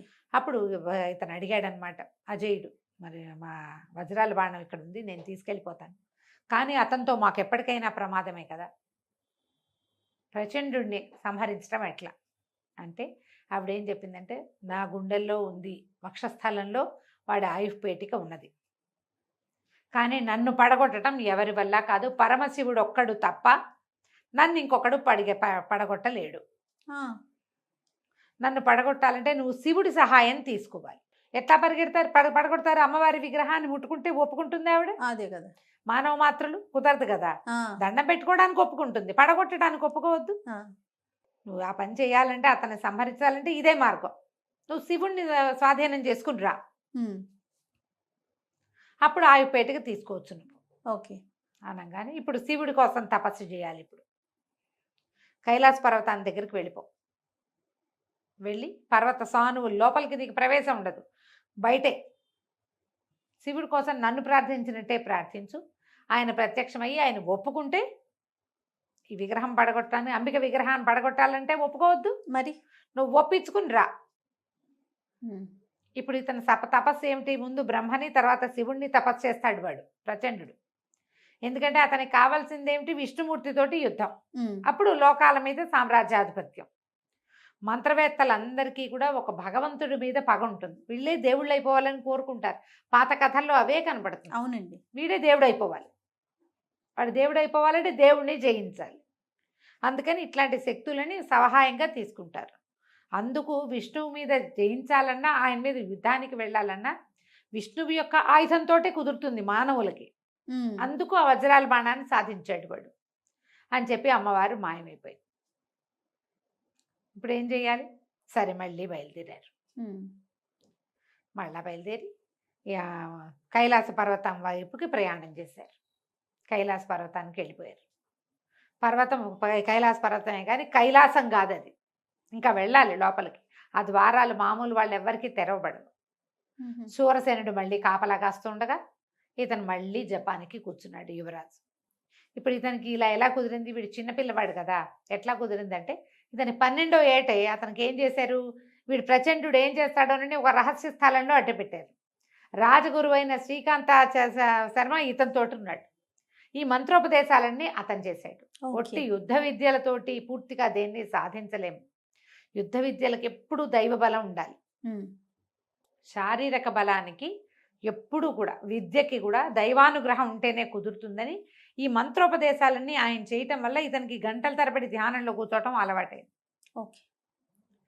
ఇక బయట కూర్చుని తపస్సు చేసుకోవటం మొదలుపెట్టాడు కుర్రబాడు. రోజుల తరబడి కూర్చున్నాడు. క్రమంగా ఇతని పంచాక్షరి మంత్ర జపానికి కైలాసం కదలటం మొదలుపెట్టిందట. మొదలు పెడితే ఆయన ఏదో తాండవానికి ఏర్పాట్లు చేసుకుంటున్నారు. సాయంకాలం వేళ ఈ కదలిక కంపన వస్తోంది. ఎవరి వల్ల ఇది కంపిస్తోంది, ఎవడరా వాడు అని అనేసరికల్లా ఒక మానవ యువకుడు మీకోసం ప్రార్థిస్తున్నాడని ప్రమథగణాలు చెప్పేసరికి పరమేశ్వరుడు బయటికి వచ్చి కుర్రవాడికి ప్రత్యక్షమయ్యాడు. ప్రత్యక్షమయ్యేసరికి కుర్రాడు రకరకాల నమస్కారాలు చేసి ఎన్నో రకంగా పరిపరి విధాలుగా పరమేశ్వరుని ప్రార్థించి తన కథంతా చెప్పుకొని మహాకాళి విగ్రహాన్ని పడగొట్టాలంటే కేవలం నీ వల్లే అవుతుంది తండ్రి. ఆ విగ్రహంలోనే ప్రచండుడి ఆయుష్ ఉంది. నా బాణం దొరికిందని నేను వెనక్కి వెళ్ళిపోతే మళ్ళీ నన్నేమీ చేయడన్న నమ్మకం లేదు. పైగా ఇప్పుడు తపస్సు కూడా చేయబోతున్నాడు. ఇంత తపస్సంపన్నుడైన తర్వాత నేనేం చేయగలుగుతాను? అప్పుడు ఆయన ఆలోచించి సరే అని చెప్పి ఒక చిన్న శక్తిని నువ్వు కోరుకున్నప్పుడు నీకు దీనికోసమే ఉపయోగపడుతుంది, వెనక్కి వెళ్ళిపో, నువ్వు నన్ను ప్రార్థించి నువ్వు అంబిక విగ్రహాన్ని పడగొట్టచ్చు ఓకే అని చెప్పి ఒప్పుకున్నాడు. ఆ శక్తితోటి మళ్ళీ సూరసేనుడు ఈ అజేయుడు ఇద్దరు బయలుదేరి వచ్చారు. బయలుదేరి ఇక్కడికి వచ్చేసరికల్లా ఆయన ఇచ్చాడు కదా, అప్పుడు ప్రార్థన చేసుకుని తన కత్తికి రుద్రశక్తిని ఆవాహన చేసుకుని ఆ శక్తితోటి అంబిక విగ్రహాన్ని కొట్టబోయేసరికల్లా మళ్ళీ అమ్మవారి ప్రత్యక్షమైంది. ఇప్పుడు ఏం చెప్పిందో మనం వచ్చే భాగంలో తెలుసుకుందాం. తప్పకుండా అండి. ఎన్ని ట్విస్టులు. ఇంచుమించు అలాగే అనుకో, ఒక రవ్వ పెద్దది వస్తుంది కానీ. ఓకే. అయితే కిందటి భాగంలో మనం పరమేశ్వరుడు ఒక శక్తిని ఇచ్చాడు కుర్రవాడికి. అయితే ఈ శక్తిని ఇచ్చాడని చెప్పే కానీ దానికి చిన్న అమెండ్మెంట్. ఆయన ఏం చెప్పాడంటే ఇతనికి అజేయుడికి, నేను ఆ విగ్రహాన్ని పడదోయలేను, నేను చేయకూడదు, నువ్వు ఒక పని చెయ్యొచ్చు, ఆమెకి ఇష్టమైన బలి సమర్పణ చెయ్యి. మహాకాళి బలికి లొంగుతుంది, ఒప్పుకుంటుంది. నువ్వు బలి సమర్పణ చేసి అప్పుడు నీ దగ్గర భైరవ ప్రసాదితమైన త్రిశూలం ఉంది కదా, శూలం ఉంది భైరవుడిది. ఆ శూలంతో ఆమె వక్షస్థలాన్ని కనుక కొట్టేవంటే, విగ్రహాన్ని తలకు వక్షస్థలాన్ని కొడితే నువ్వు ప్రచండుడి హృదయం, అతని ఆయుష్ పేటికని నువ్వు పట్టుకోగలుగుతావు. అంటే ఇప్పుడు అమ్మవారికి ఏమి ఇష్టం, ఏం సమర్పణ చేయమంటావు అని అడిగాడు అజయుడు. అప్పుడు ఇతను ఏం చెప్పాడంటే, దేవి విగ్రహం ఉన్న చోట దాని వెనకాలగా ఒక పాతాళ బిలం ఉంది. ఆ లోపలికి వెళ్ళిపోతే ఆ లోపల ఆ కింద నుంచి రకరకాల గదులు పైకి ఉంటాయి అనుసంధానం చేసి. అది నీటిలో జలరాక్షసుడు ఒకడున్నాడు. వాడి పచ్చని రక్తం వాడికి.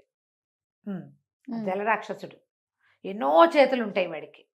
ఆ రాక్షస రక్తాన్ని గనక అమ్మవారికి సమర్పించావంటే ఆమె నిన్నేమందు, నువ్వు విగ్రహం పగలగొట్టచ్చు అని చెప్పాడు. వీళ్ళిద్దరూ ఇక్కడికి వచ్చారు. అమ్మవారి ప్రత్యక్షం అయింది అన్నా కదా, దానికి ముందు జరిగింది అనమాట. ఇతను ఏం చేశాడు, అమ్మవారి ఆ సన్నిధిలోకి ప్రవేశించి సూరసేనుడిని అక్కడే ఉంచి, నువ్వు నేను వచ్చేదాకా ఇక్కడ సిద్ధంగా ఉండమని ఆ జలరాక్షసుడి కోసం ఆ పాతాళ బిలం లోపలికి వెళ్ళాడు. పెద్ద చెరువు ఉంది అక్కడ. చెరువు నిండా ఏవో అల్లిబిల్లిగా అల్లుకుపోయిన ఆకులు అవి ఇవి ఉన్నాయి. రాక్షసుడు ఎక్కడా కనపడలేదు. చూడగా ఒక శిలలాగా, ఒక సుద్దలా కనపడుతోంది. దాని చుట్టూతో అన్ని ఆకులు అలమల చేయి ఉన్నాయి. ఇతను ఏం చేశాడంటే త్రిశూలపు కొసతోటి దాన్ని కదిపాడు. కదిపేసరికల్లా ఎగిరి పైకి వచ్చింది. అది దాని నిండా చేతులే, అన్ని చేతులు ఉన్నాయి దానికి. ఒక పెద్ద ముద్ద లాంటిది అనమాట.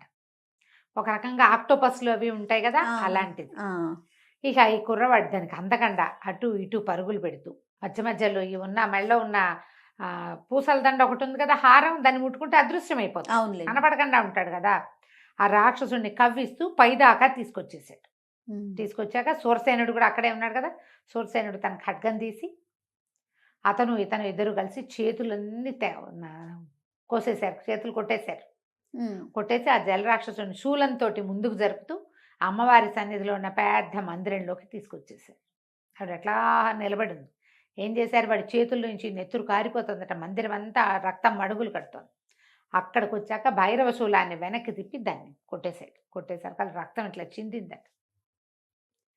చింది మొత్తం అంతా పడిపోయింది. ఇంకా ఆవిడేమందనమాట, ఆ నెత్తురంతా ఆమెకి. అప్పుడు ఇతను ఏం చేశాడు, ఆ శూలాన్ని ఇట్లా బారు చేసేసరికల్లా అమ్మవారు ప్రత్యక్షమైంది. ఆగ్నాయన, నువ్వు దేనికోసం ఈ ప్రయత్నం అంతా చేసి పరమేశ్వరుడి దగ్గరికి వెళ్ళి వీడిని చంపి నన్ను నా దగ్గర తెచ్చావో ఆ ప్రయత్నం పోయింది. నువ్వు ఇక్కడికి వచ్చినట్టు వజ్రాల బాణం అపహరించబడింది అని తెలిసిపోయింది ప్రచండుడికి. తెలిసి వాడు వచ్చేసి నా వక్షస్థలంలో దాచిపెట్టిన వాడి ఆయుష్పేటికి తీసుకెళ్ళిపోయాడు. ఓహో, అది నా దగ్గర లేదు. ఇప్పుడు నువ్వు కొడితే ఒట్టి విగ్రహాన్ని కొడతావు, నీ పని అవ్వదు అనేసరికల్లా అమ్మని అడిగాడు. ఎట్లా, నేనేం చేసి ఈ ప్రయత్నం అంతా వృధానేనా అమ్మ అన్నాడు. వృధా ప్రయత్నమే జరిగింది, కానీ నీకు ఒకటి చెప్పగలుగుతా.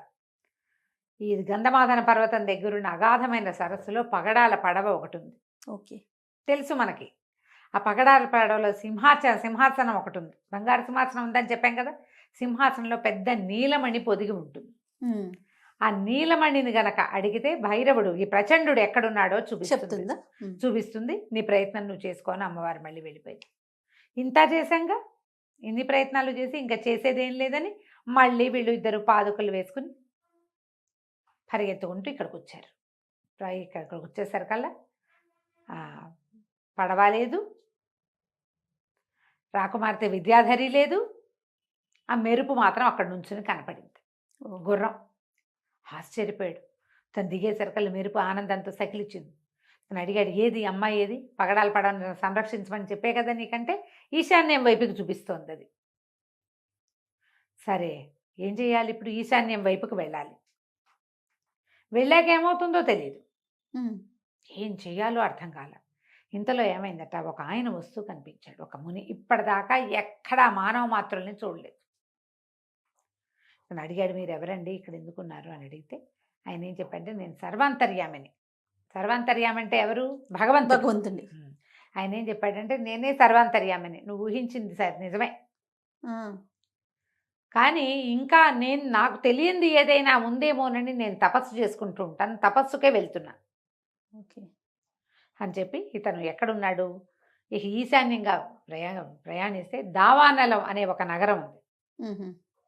ఆ నగరంలో ఉన్నాడు ప్రచండుడు. నువ్వు అక్కడికి వెళ్తే అతన్ని పట్టుకోగలుగుతావు. ఈ అమ్మాయిని కూడా, విద్యాధరిని కూడా వాడే తీసుకుపోయాడు అని చెప్పి ఒక విల్లుని ఇది చేసి ఇచ్చాడట ఆయన. గాల్లోంచి తీసాడు ఈ విల్లు ఇచ్చి, ఇది అద్భుతమైన విల్లు, ఈ విల్లుతోటి నువ్వు ఈ వజ్రాల బాణాన్ని ప్రయోగిస్తే ప్రచండుని అవలీలగా చంపేయగలుగుతావు. ఓకే, వెతుక్కో నీ దారిని నువ్వు అని చెప్పాడు. చెప్పేసరికల్లా ఈ దావానాల నగరంలో అమ్మాయి ఉంది. ఏం చేస్తాడు, మళ్ళీ వెళ్ళాల్సిందేగా. సరే, వీళ్ళిద్దరూ మెరుపు మీద ఎక్కి పాదుకలు మెరుపు కాళ్ళకి తొడిగారట. మెరుపుకి ఇట్లా రికాబులు ఉంటాయి కదా, ఈ పాదుకలకి దానికి దగ్గరికి పెట్టి చేశారనమాట. చేశారకల్లా మెరుపు గాల్లోకి ఎగిరింది. ఈశాన్య దిక్కునున్న ఆ దావానాల నగరం దాకా వెళ్ళిపోయారు. ఓకే, ఇప్పుడు ఈ అమ్మాయిని వెతకాలి. ఆ దావానాల నగరం దాని ప్రత్యేకత ఏంటి, దాని దగ్గరికి వెళ్తే మంటలు వస్తాయి. మొత్తం నగరం 4 వైపులా మంటలు వస్తున్నాయి. ఎట్లా దిగాలి నగరంలోకి అర్థం కావటంలా. అవును. చూస్తున్నాడు, ఏం చేయాలో తెలియలేదు. ఇంతలో అతనికి ఏం కనిపించింది, ఓ 2 పక్షుల జంట ఎగురుతూ దావానాల నగరంలోకి దిగుతుంది. ఇదేమిటి, ఇవి ఎట్లా దిగుతున్నాయి, అవి ఎట్లా దిగుతున్నాయో అర్థం కాల. తీరా ఏం చేశాడు, పైకి ఈ పాదుకలతోటి పైకి వెళ్ళి చూస్తే దావానాల నగరం మధ్యలోంచి దిగితే ఏమవ్వదు, దానికి 4 పక్కల మంటలు వస్తాయి. ఓహో! సరే ఇతను పాదుకలు వేసుకుని ఆ నగరం మధ్యలోకి ఎంటర్ అయ్యాడు. ఆ శూలం అతని దగ్గరే ఉంది. లోపలికి ఎంటర్ అయ్యి కిందకి వెళ్ళాడు.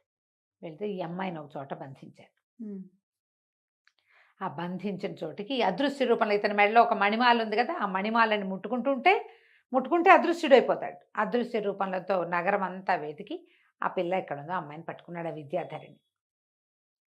వివాహం చేసుకోవాలని చూస్తున్నాడు అనమాట. ఇతను ఏం జరిగింది, ఎప్పుడైతే ఈ ప్రచండు పైనుంచి వచ్చేసి ఇప్పుడు బ్రహ్మ తపస్సు మానేసి మహాకాళి దగ్గరికి వచ్చి తన హృదయాన్ని తన తాలూకు ఆయుష్ పేటికని తీసేసుకుని వెనక్కి తిరిగి వస్తుంటే అతనికి ఈ పగడాల పడవలో ఉన్న విద్యాధరి కనపడి అతను కిందకి దిగొచ్చి ఎవరు ఏమిటి అని కనుక్కుని ఆ అమ్మాయితో సహా ఆ పగడాల పడవను పట్టుకెళ్ళిపోయాడు. వెళ్ళిపోయాడు. పగడాల పడవ అత్యంత శక్తివంతమైంది. ఆ పడవలో ఎవడు అధిరోహిస్తే వాడి మాట వింటుంది. దానికి రెక్కలు కూడా ఉన్నాయి, ఆకాశ గమనం కూడా తెలుసు దానికి. ఓహో! సరే ఇప్పుడు ఇంతకీ పడవ ఎక్కడుంది అని కనుక్కున్నాడు. పడవ ఒక చోట ఉంది చెప్పింది. ఆ పడవ దగ్గరికి వెళ్తేనే వీళ్ళకి ప్రచండు ఎక్కడ కూర్చున్నాడో తెలుస్తుంది. హ్మ్. సరే ఈ అమ్మాయిని కూడా అదృశ్య రూపంలో, అమ్మాయి అదృశ్యం అయిపోవటం వచ్చు కదా, తీసుకెళ్ళిపోయాడు. తీసుకెళ్ళి ఆ పడవ దగ్గర చూస్తే ఇతను ఇంకొక చోట తపస్సుకి కూర్చున్నాడు. సరే ఏం చేశాడు, సూరసేనుడిని అక్కడికి తీసుకొచ్చి ఈ పడవని విద్యాధరిని ఆయన అతనికి అప్పచెప్పి నువ్వు వీళ్ళని రక్షించు, ఇక్కడే ఉండు, హ్మ్. ఈ భైరవ శూలను నీ దగ్గర ఉంచుకో, నాకు వజ్రాల బాణము ఆయన ఇచ్చిన రత్నాల విల్లు 2 సరిపోతాయి అతన్ని చంపడానికని అతన్ని చంపడానికి వెళ్ళాడు. ఇక ఎంతమంది ఎదురుపడ్డారో, ఎంతమంది రాక్షసులనో చంపాడు దారిలో అతను. హుహు. అయితే ఇక్కడ ఇంత కథ నడుస్తుండగా ఏమైందట, వీళ్ళ వజ్రాల దేవి వీళ్ళ సొంత రాజ్యం ఉంది కదా, హ్మ్. రాజ్యంలో రాకుమారుడు లేడు, వజ్రాల బాణం లేదు. ఈ ప్రచారం 2 జరిగిపోయింది. తెలుసుకుని ప్రచారం జరిగిపోయి 4 రాజ్యాల వాళ్ళు 3 రాజ్యాల వాళ్ళు వీళ్ళ మీద పడ్డారు. దండెత్తుకొచ్చారు. ఎత్తుకు రావడానికి ఏం తెలియదు, దాని మీదకి వెళ్ళిపోయారు ఇంకా ఊరి మీదకి. ఆ! వీళ్ళు ఇంతకుముందు ఏం చేశారు, ఈ రాజకుమారుడితని అనిలాదేవి ఉంది కదా, ఇతని కూతురు 16 ఏళ్ళదే ఆ ఆడపిల్ల ఉంది కదా, ఆ అమ్మాయికి ఒక పెళ్లి సంబంధం కుదుర్చుకున్నారు. వాళ్ళేమో కొంచెం దూరంగా ఉంటారు, చుట్టుపక్కల ఓ పక్కన ఉన్న రాజ్యాల వాళ్ళంతా వీళ్ళ మీద విరుచుకుపడ్డారు. రాకుమారుడు లేకపోయినా రాకుమార్తె చక్కగా ప్రచండంగా వేసుకుని ఆయుధాలు అవి ధరించి బ్రహ్మాండంగా యుద్ధం చేసిందట. మగపిల్లాడు లేని లోటు తీర్చింది. 2 రోజులు 3 రోజులు యుద్ధం జరిగాక రాజుగారికి దెబ్బలు తగిలినాయి. రాజుగారిని సంరక్షించడానికి తీసుకెళ్తే మర్నాడు రాకుమార్తెను అపహరించారు. రాజ్యాన్ని స్వాధీనం చేస్తారా, అమ్మాయిని చంపేయమన్నారా, వీళ్ళకి తెలియటల్లా ఏం చేయాలో. రాకుమారుడా లేడు, సూరసేనుడు లేడు, కొంత మటుకు చేయగలుగుతారు. సరే ఈ లోపల ఏమైంది, అంచెటపాల మీద వాళ్ళకు ఉత్తరం రాశారు, పెళ్లి వాళ్ళకి. విజయవర్మ అతని పేరు, కౌశాంబి నగరానికి చెందిన వినయవర్మ కుమారుడు విజయవర్మతో ఈ పిల్లకి పెళ్లి సంబంధం మాట్లాడుకుని పెట్టుకున్నారు.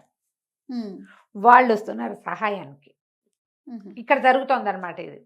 ఈ లోపల మన అజయుడు ఏం చేశాడో ప్రచండు దగ్గరికి వెళ్ళిపోయాడు. ఎన్ని రకాల మందినో పంపించాడు, దయ్యాలు, పిశాచాలు, భూతాలు, రాక్షసులు. ఎవరు వచ్చినా ఈ వజ్రాల బాణం వేస్తే ఎవరైనా బూడిద కుప్పల్లాగా మారిపోవటమే. ఆ బాణం మళ్ళీ వచ్చేస్తుంది వెనక్కి. హ్మ్. మొత్తం అంతా బూడిద కుప్పలు అయిపోయాక ఇతను కూడా ప్రచండు కూడా వచ్చాడు. ఓకే. వచ్చి ఏమన్నాడు, నువ్వు డొక్కలో కొట్టావు, కాలు మీద కొట్టావు, అయినా నేను నిన్ను సహించాను. ఈ బాణం కోసం నేను చేసిన ప్రయత్నం అంతా పాడు చేసావు నువ్వు, నీ అంతు చూస్తానని ఏం చేశాడట, ఒక వజ్రాలు పొదిగిన ఒక గదని వేశాడట. హుహు. అది కూడా ఇట్లాగే భగవద్దత్తమైంది. అయితే ఏమైంది, ఆ గద వేసేసరికల్లా ఈ రాకుమారుడు ఏం చేశాడు, వజ్రాల బాణాన్ని వేశాడు. ఆ బాణాన్ని గద ఎదుర్కోలేకపోయింది. మళ్ళీ వెనక్కి తిరిగి ఎవడు వేశాడో వాడిని కొట్టేస్తుంటాడు. ఓహో! అది వెనక్కి తిరిగింది, వజ్రాల బాణము తగిలేసింది. 2 తగిలి పడిపోయాడు ప్రచండు. ప్రచండు మరణించాక మొత్తం ఆ చుట్టూతా ఉన్నదంతా మంటలుగా ఉంది కదా, నగరం అంతా దావానల నగరం మొత్తం ఉన్న మంటలన్నీ ఆరిపోయింది. ఓహో! ఎక్కడ మంట లేదు, రాక్షస గణాలన్నీ పిండి పిండి బూడిదే.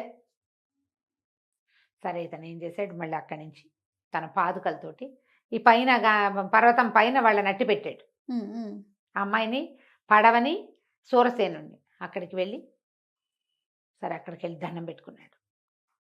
దండం పెట్టుకుని ఓ పగడాల పడవ మమ్మల్ని మా ఇంటికి చేర్చు అని అడిగాడు. అడిగేసరికల్లా వెంటనే పగడాల పడవకు రెక్కలు వచ్చాయట. రెక్కలు వచ్చి వీళ్ళని ముగ్గురిని తీసుకుని బయలుదేరిందని. బయలుదేరి ఇవన్నీ దాటుకుని వీళ్ళు వెళ్ళేసరికల్లా ఏమైంది, రణరంగం అక్కడ గందరగోళంగా. రాకుమార్తెని అపహరించి కట్టేశారు ఒక చోట. విజయవర్మ వినయవర్మ వాళ్ళు చేరారు ఇక్కడికి. యుద్ధం మొదలయ్యేసరికల్లా ఇతను రాకుమారుడు వస్తున్నాడు, ఏదో పడవ వస్తుంది, దూరం నుంచి చూస్తే ఏదో ఎర్రగా ఎగురుతూ వస్తుంది, ఏమిటో వస్తుంది అనుకున్నారు. తీరా చూస్తే అందులో నుంచి దిగిన రాకుమారుణ్ణి సోరసేనుడిని చూసి ఓహో కేరింతలు కొట్టారు సైన్యం అంతా. చాలా సంతోషించారు. అక్కడి నుంచి చిన్న యుద్ధంతో మొత్తం పరిసమాప్తి అయిపోయింది. ఒక బాణం వేసేసరికల్లా మొత్తం శత్రువులు 3 రాజ్యాల వాళ్ళు బూడిద కుప్పలైపోయారు. దాని బలం అది. అందుకనే ఎవరు వీళ్ళ జోలికి వచ్చేవాళ్ళు కాదు. మిత్రులు తప్ప మిగిలిన వాళ్ళందరూ బూడిదైపోయారు. మొత్తం అందరూ మళ్ళీ రాజ్యంలోకి ప్రవేశించారు. ఒక మంచి ముహూర్తం చూసి ఇతను చెప్పాడు అజయుడు, మీరు లేకుండానే నేను పాణిగ్రహణం చేశాను, ఇలాంటి ఒక పరిస్థితి వచ్చింది, ఏమైనా పెళ్లి చేసుకున్నాను నేనంటే సంతోషించి అటు పెళ్లి చేశారు. ఈ సరిగ్గా పెళ్లి టైంకి యోగీశ్వరుడు మొట్టమొదటి ఇతన్ని పంపించాడు కదా, ఆ యోగి ప్రత్యక్షమయ్యాడు. ఆయన వజ్రాల బాణాన్ని కళ్ళకద్దుకుని దేవతాపీఠంలో పెట్టి, రాజా ప్రచండుడు ఎవరో కాదు, నా సహోదరుడు, మేమిద్దరం కలిసే పుట్టాం, కలిసి తపస్సు చేసి తపశ్శక్తులు సాధించాం, అతనికి దైవశక్తిని సాధించాలని తనే దైవం అయిపోవాలని పుట్టింది ప్రచండుడికి. మా గురువుగారి దగ్గర విద్యాభ్యాసం అయిపోయాక నల్లకొండ దిబ్బ దగ్గరికి వెళ్ళి అక్కడ ఇలా క్షుద్ర శక్తుల్ని ఆరాధన మొదలుపెట్టాడు. అందుకే నీ దగ్గర నుంచి విష్ణువుని జయించడం కోసమే, విష్ణువు చేతి నుంచి నీకు లభించిన ఆయుధం అవటం వల్లే వజ్రాల బాణం కోసం వచ్చాడు. ఓకే, అది అతన్ని సంహరించడం తప్పిస్తే ఇంకా రెండో దారి లేదు కాబట్టి నేను ఇలాంటి ప్రయత్నం చేయవలసి వచ్చింది. నీకు అక్కడ సంతాన ఫలాలు కష్టమని తెలిసినా కూడా మిమ్మల్ని అక్కడికి ఎందుకు పంపించానంటే మానవుడి చేతిలో మరణం ఉంది వాడికి, ఆ మానవుడు మీ ఇంట్లో పుట్టేలాగా చేశాను. ఈ పగడాల పడవని మీ దగ్గరే ఉంచుకోండి, మహత్తర శక్తులు ఉన్నాయి, ఇది మామూలు ప్రయాణాలకి వాటికి వాడేది కాదు, పూజార్హమైంది, కావాలంటే ఇది స్వర్గం దాకా కూడా రెక్కలు కట్టుకుని ప్రయాణం చేయగలదు. కాబట్టి మీ వజ్రాల దీవిలోని ఈ పగడాల పడవని కూడా ఉంచుకోండి, మీ వజ్రాల బాణం ఎలాగో మీ దగ్గరే ఉంటుంది, ఇక మీకు ఎప్పుడు శత్రు భయం ఉండదు ఓకే అని చెప్పి అనేక ఆశీర్వచనాలు ఇచ్చి ఇద్దరు దంపతుల్ని 2 జంటలు ఉన్నాయిగా దీవించి వెళ్ళిపోయాడు. ఆ తర్వాత కొంతకాలానికి అజయుడికి రాజపట్టాభిషేకం చేసి రాజు రాణి విశ్రాంతి తీసుకున్నారు. కథ కంచికి మనం ఇంటికి. చాలా బాగుంది రమ్మగారు, మంచి ఇంట్రెస్టింగ్గా ఉంది. ఇది నిదానంగా చదివితే ఒక 80 పేజీల కథ. నేను చకచకా చెప్పేశాను. అవును, బ్రీఫ్ చేసుకుని చెప్పుకున్నాం మనం. రైట్ అండి, నమస్తే. నమస్తే జయ. సుమన్ టీవీలో మీ పర్సనల్ అండ్ బిజినెస్ ప్రమోషన్స్ కోసం కింది నెంబర్కి కాంటాక్ట్ చేయండి.